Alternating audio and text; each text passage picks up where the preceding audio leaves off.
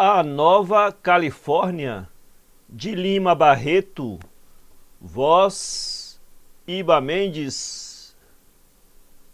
Capítulo 1. Ninguém sabia de onde viera aquele homem. O agente do correio pudera apenas informar que acudia ao nome de Raimundo Flamel, pois assim era subscrita a correspondência que recebia, e era grande.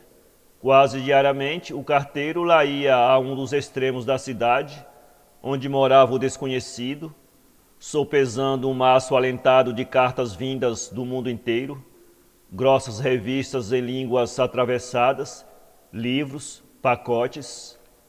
Quando Fabrício, o pedreiro, voltou de um serviço em casa do novo habitante, todos na venda perguntaram-lhe que trabalho lhe tinha sido determinado. "Vou fazer um forno", disse o preto, "na sala de jantar." Imagina o espanto da pequena cidade de Tubiacanga ao saber de tão extravagante construção, um forno na sala de jantar, e pelos dias seguintes, Fabrício pôde contar que vira balões de vidro, copos como os da farmácia, um rol de coisas esquisitas a se mostrarem pelas mesas e prateleiras como utensílios de uma bateria de cozinha em que o próprio diabo cozinhasse. O alarme se fez na vila. Para uns, os mais adiantados, era um fabricante de moeda falsa. Para outros, os crentes e simples, um tipo que tinha parte com o tinhoso. Chico da Tirana, o carreiro, quando passava em frente da casa do homem misterioso, ao lado do carro a chiar, e olhava a chaminé da sala de jantar fumegar, não deixava de persignar-se e rezar um credo em voz baixa. E não fora a intervenção do farmacêutico, o subdelegado teria ido dar um cerco à casa daquele indivíduo suspeito, que inquietava a imaginação de toda uma população. Tomando em consideração as informações de Fabrício, o boticário Bastos concluíra que o desconhecido devia ser um sábio, um grande químico, refugiado ali para mais sossegadamente levar avante seus trabalhos científicos. Homem formado e respeitado na cidade, vereador, médico também, porque o doutor Jerônimo não gostava de receitar e se fizera sócio da farmácia para mais em paz viver. A opinião de Bastos levou tranquilidade a todas as consciências e fez com que a população cercasse de uma silenciosa admiração a pessoa do grande químico que viera habitar a cidade. De tarde se o viam a passear pela margem do Tubiacanga, sentando-se aqui e ali, olhando perdidamente as águas claras do riacho, cismando diante da penetrante melancolia do crepúsculo. Todos se descobriam, e não era raro que as boas noites acrescentassem doutor. E tocava muito o coração daquela gente a profunda simpatia com que ele tratava as crianças, a maneira pela qual as contemplava, parecendo apiedar-se de que elas tivessem nascido para sofrer e morrer. Na verdade, era de ver-se sob a doçura suave da tarde a bondade de Messias com que ele afagava aquelas crianças pretas, tão lisas de pele e tão tristes de modos, mergulhadas no seu cativeiro moral, e também as brancas, de pele baça, gretada e áspera, vivendo amparadas na necessária caquixia dos trópicos. Por vezes vinha-lhe vontade de pensar que a razão de ter Bernardino de Saint-Pierre gasto toda a sua ternura com Paulo e Virgínia e esquecesse dos escravos que o cercavam. Em poucos dias, a admiração pelo sábio era quase geral, e não o era unicamente porque havia alguém que não tinha em grande conta os méritos do novo habitante. Capitão Pelino, mestre-escola e redator da Gazeta de Tubiacanga, órgão local e filiado ao Partido Situacionista, embirrava com o sábio. "Vocês hão de ver", dizia ele, "quem é esse tipo, um caloteiro, um aventureiro ou talvez um ladrão fugido do rio."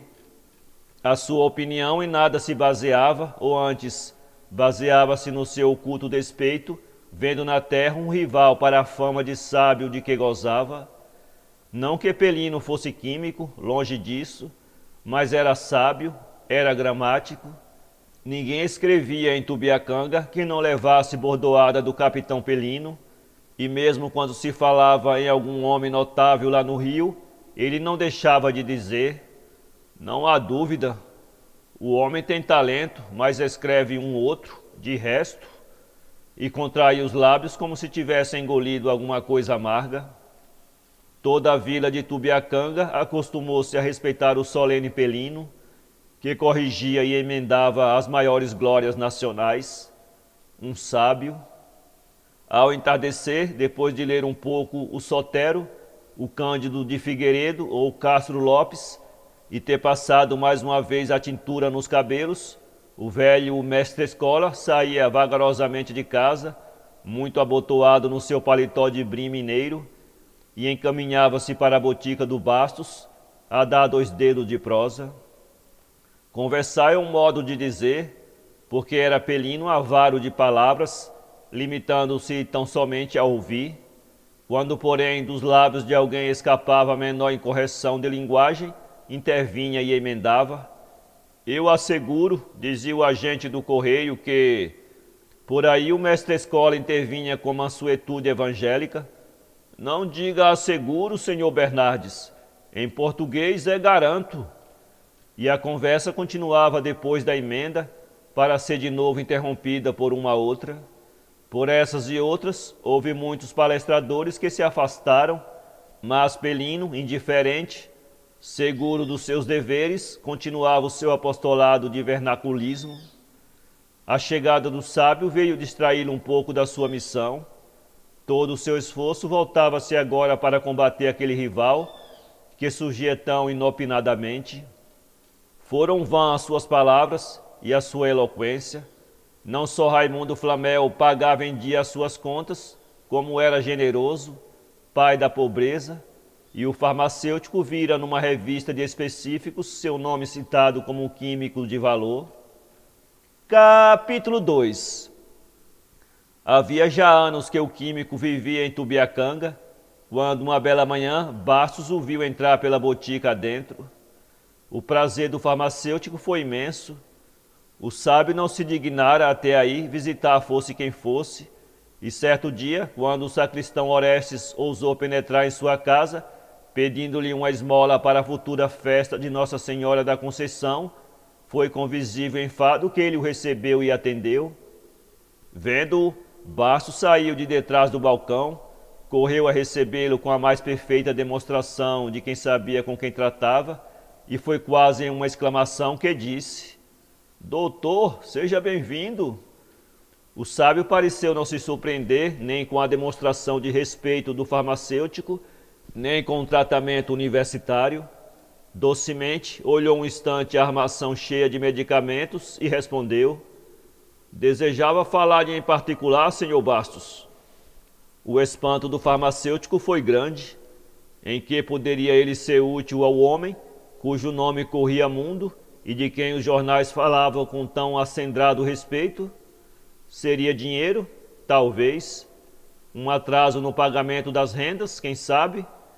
E foi conduzindo o químico para o interior da casa, sob o olhar espantado do aprendiz que, por um momento, deixou a mão descansar num grau, onde macerava uma tisana qualquer. Por fim, achou ao fundo, bem no fundo, o quartinho que lhe servia para exames médicos mais detidos ou para pequenas operações, porque Bastos também operava. Sentaram-se e Flamel não tardou a expor: Como o senhor deve saber, dedico-me à química. Tenho mesmo um nome respeitado no mundo sábio. Sei perfeitamente, doutor. Mesmo tenho disso informado aqui aos meus amigos. Obrigado, pois bem, fiz uma grande descoberta, extraordinária. Envergonhado com o seu entusiasmo, o sábio fez uma pausa e depois continuou: Uma descoberta, mas não me convém por ora comunicar ao mundo sábio, compreende? Perfeitamente. Por isso precisava de 3 pessoas conceituadas que fossem testemunhas de uma experiência dela e me dessem um atestado em forma para resguardar a prioridade da minha invenção. O senhor sabe, há acontecimentos imprevistos e, certamente, não há dúvida, imagina o senhor que se trata de fazer ouro. Como? O quê? Fez Bastos arregalando os olhos. Sim, ouro, disse com firmeza Flamel. Como? O senhor saberá, disse o químico secamente. A questão do momento são as pessoas que devem assistir à experiência, não acha? Com certeza, é preciso que os seus direitos fiquem resguardados, porquanto uma delas, interrompeu o sábio, é o senhor. As outras duas, o senhor Basto fará o favor de indicar-me. O boticário esteve um instante a pensar, passando em revista os seus conhecimentos, e ao fim de uns 3 minutos perguntou: o coronel Bentes lhe serve? Conhece? Não, o senhor sabe que não me dou com ninguém aqui. Posso garantir-lhe que é homem sério, rico e muito discreto. É religioso? Faço-lhe essa pergunta, acrescentou Flamel logo, porque temos que lidar com ossos de defunto e só estes servem. Qual? É quase ateu? Bem, aceito. E o outro? Bastos voltou a pensar e dessa vez demorou-se um pouco mais consultando a sua memória. Por fim falou: será o tenente Carvalhais, o coletor, conhece? Como já lhe disse, é verdade, é homem de confiança, sério, mas que é que tem? É maçom. Melhor. E quando é? Domingo. Domingo os 3 irão lá em casa assistir a experiência e espero que não me recusarão as suas firmas para autenticar a minha descoberta. Está tratado. Domingo, conforme prometeram, as 3 pessoas respeitáveis de Tubiacanga foram à casa de Flamel e dias depois, misteriosamente, ele desaparecia sem deixar vestígios ou explicação para o seu desaparecimento. Capítulo 3. Tubiacanga era uma pequena cidade de 3 ou 4 mil habitantes, muito pacífica, em cuja estação, de onde em onde, os expressos davam a honra de parar. Há 5 anos não se registrava nela um furto ou roubo.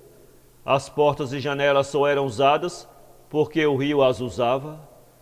O único crime notado em seu pobre cadastro foi um assassinato por ocasião das eleições municipais, mas atendendo que o assassino era do partido do governo e a vítima da oposição, o acontecimento em nada alterou os hábitos da cidade, continuando ela a exportar o seu café e a mirar suas casas baixas e acanhadas nas escassas águas do pequeno rio que a batizara. Mas qual não foi a surpresa dos seus habitantes quando se veio a verificar nela um dos mais repugnantes crimes de que se tem memória? Não se tratava de um esquartejamento ou parricídio, não era o assassinato de uma família inteira ou um assalto à coletoria, era coisa pior, sacrílega aos olhos de todas as religiões e consciências. Violavam-se as sepulturas do sossego, do seu cemitério, do seu campo santo. Em começo, o coveiro julgou que fossem cães, mas revistando bem o muro, não encontrou senão pequenos buracos. Fechou-os, foi inútil. No dia seguinte, um jazigo perpétuo arrombado e os ossos saqueados. No outro, um carneiro e uma sepultura rasa. Era gente ou demônio. O coveiro não quis mais continuar as pesquisas por sua conta, foi ao subdelegado e a notícia espalhou-se pela cidade. A indignação na cidade tomou todas as feições e todas as vontades. A religião da morte precede todas e certamente será a última a morrer nas consciências. Contra a profanação, clamaram os 6 presbiterianos do lugar, os bíblias, como lhes chama o povo. Clamava o agrimensor Nicolau, antigo cadete e positivista do rito Teixeira Mendes. Clamava o major Camanho, presidente da loja Nova Esperança. Clamavam o turco Miguel Abudala, negociante de Arminho, e o cético Belmiro, antigo estudante, que vivia ao Deus dará, bebericando Paraty nas tavernas. A própria filha do engenheiro residente da Estrada de Ferro, que vivia desdenhando aquele lugarejo, sem notar sequer os suspiros dos apaixonados locais, sempre esperando que o expresso trouxesse um príncipe a desposá-la, a linda e desdenhosa Cora, não pôde deixar de compartilhar da indignação e do horror que tal ato provocara em todos do lugarejo, que tinha ela um túmulo de antigos escravos e humildes roceiros, em que podia interessar aos seus lindos olhos pardos o destino de tão humildes ossos? Porventura o furto deles perturbaria o seu sonho de fazer radiar a beleza de sua boca, dos seus olhos e do seu busto nas calçadas do rio? De certo não, mas era a morte implacável e onipotente, de que ela também se sentia escrava, e que não deixaria um dia de levar sua linda caveirinha para a paz eterna do cemitério. Aí Cora queria os seus ossos sossegados, quietos e comodamente descansando num caixão bem feito e num túmulo seguro, depois de ter sido a sua carne encanto e prazer dos vermes. O mais indignado, porém, era Pelino. O professor deitara artigo de fundo, imprecando, bramindo, gritando. Na história do crime, dizia ele, já bastante rica de fatos repugnantes, como seja o esquartejamento de Maria de Macedo, o estrangulamento dos irmãos Foco, não se registra um que o seja tanto como o saque às sepulturas do sossego. E a vila vivia em sobressalto, nas faces não se lia mais paz, os negócios estavam paralisados, os namoros suspensos. Dias e dias por sobre as casas pairavam nuvens negras e à noite todos ouviam ruídos, gemidos, barulhos sobrenaturais. Parecia que os mortos pediam vingança. O saque, porém, continuava. Toda a noite eram 2, 3 sepulturas abertas e esvaziadas de seu fúnebre conteúdo. Toda a população resolveu ir em massa guardar os ossos dos seus maiores.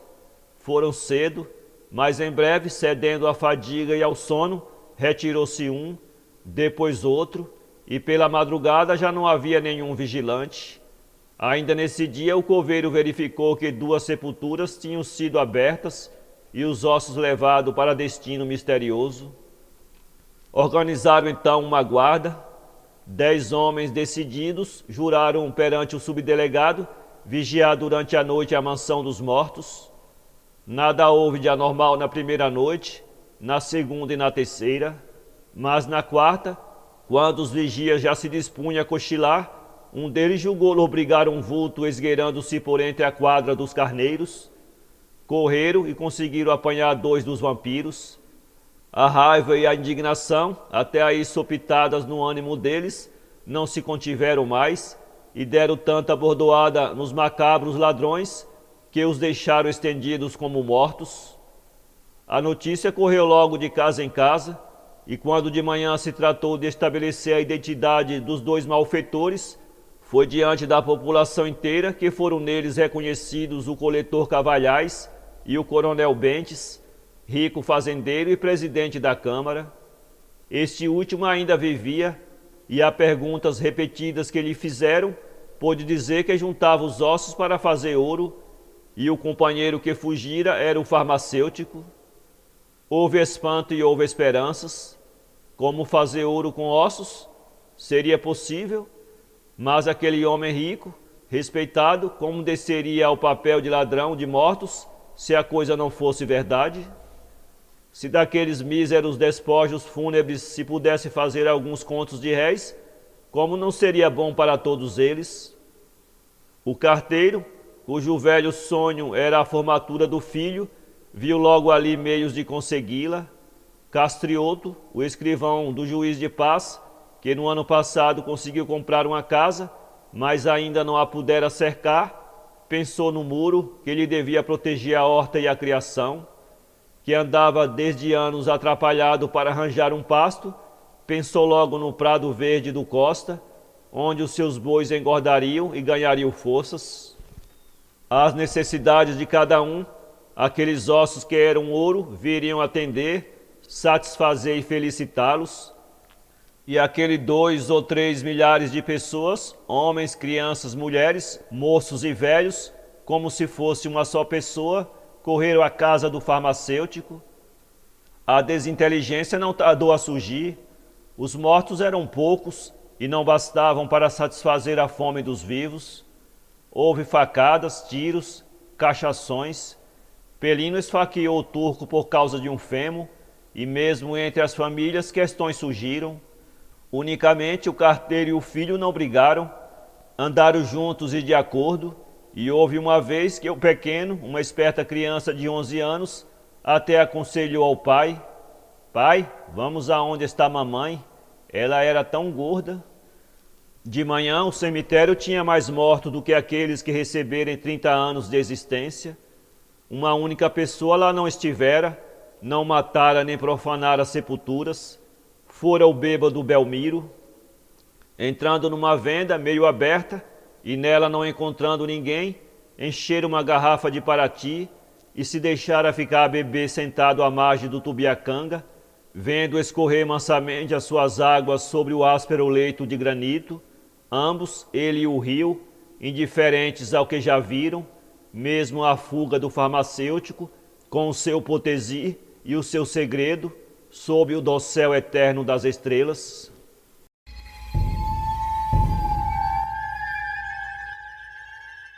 Para ler este conto, acesse www.poeteiro.com